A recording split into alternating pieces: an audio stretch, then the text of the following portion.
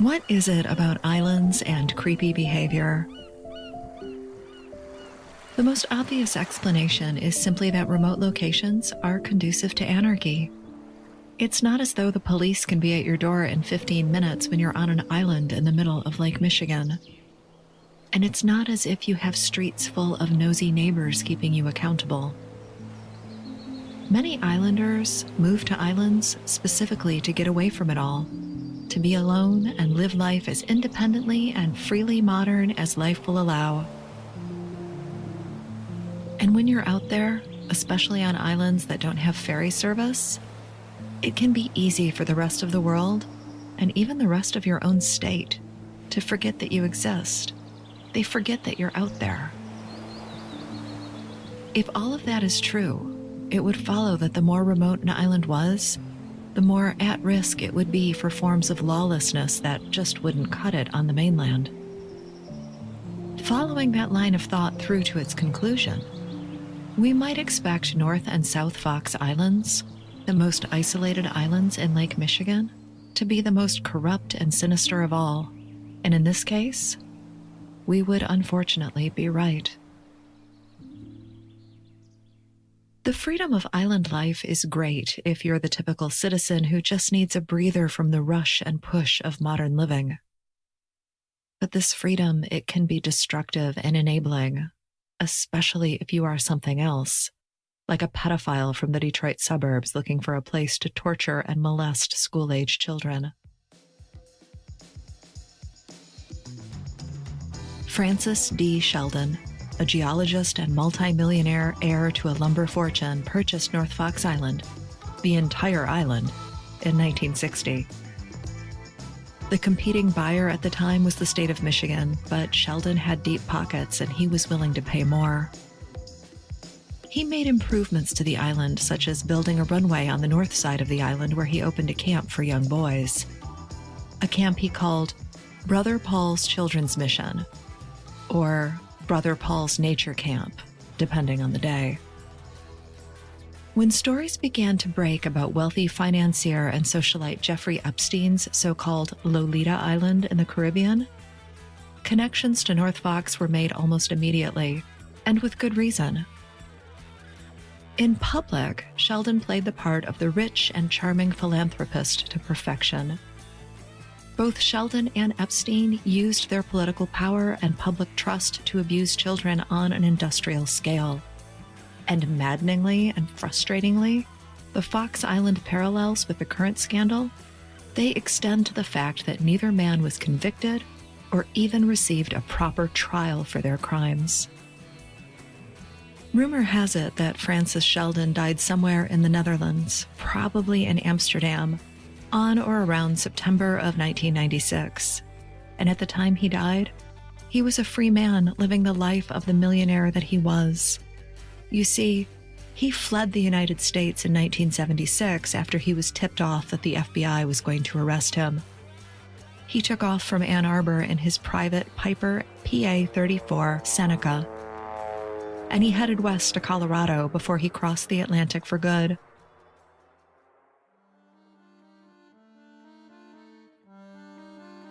He settled in Europe where he could live in anonymity and avoid prosecution for his many, many crimes. But in the 1960s and 70s, he was still flying around in that plane between his home in South Michigan and his Fox Island campus. He used that plane to transport children to the island. Unsuspecting children, they believed they were headed to summer camp, a camp that their families were too poor to afford. In addition to transporting children to the island, he brought with him a cadre of wealthy Detroit area pedophiles. The long and short of it is that Sheldon ran a pornography mill on North Fox Island, a place his many supporters were able to visit for themselves. And the details, they are darker than you can imagine, and we're going to leave it at that. These are the kind of descriptions you want to avoid if you can, and we can. If you want to know more, you can read the book The Kill Jar by J. Reuben Appelman, or watch the Netflix documentary Children of the Snow. What you need to know is that Brother Paul's camp ran for more than a decade, and they victimized uncounted children. A steady stream of wealthy Detroiters frequented the island and made North Fox one of the millionaire heir's best business decisions. And if you thought the story could not get any sadder, in 1976 and 1977, 4 children between the ages of 10 and 12 were found dead in snowbanks and ditches in the Detroit suburbs. In addition to the 4 children that were murdered and left in the ditches and snowbanks, there were 5 other children murdered in the Detroit area that may not have been related to that case. The investigation that followed these murders was, at the time, the largest murder investigation in American history. And if you'd like to know more, there is a long-form podcast called Don't Talk to Strangers, and it's hosted by me, Nina Innsted. Of those 9 murders in 76 and 77, 6 of them are unsolved. And what investigators are almost sure of is a connection to North Fox Island. The perpetrator or perpetrators, they likely had a connection to Sheldon's sex ring, although he himself had alibis. He had fled the state at the time of the murders. Some speculate that Sheldon's victims from the early 60s grew up and committed these murders after entering the devastating cycle of sexual abuse. Others suggested it was an original predator from North Fox, someone who lost an outlet for their disturbing predilections and found new, increasingly violent ways to satisfy themselves, but closer to home. And while the strength of the Detroit connection became clear at the time, the nature of this connection is as murky as ever. Whatever answers North Fox once had have disappeared with the summer camp, although the cabins, the scene of so many horrors, are, for some reason, still standing. But today, in 2020, both North and South Fox Island are officially uninhabited. North Fox now belongs to the state of Michigan. They purchased the island for $2.2 million in 2000, after they allowed Sheldon to buy it for only $20,000 in 1960.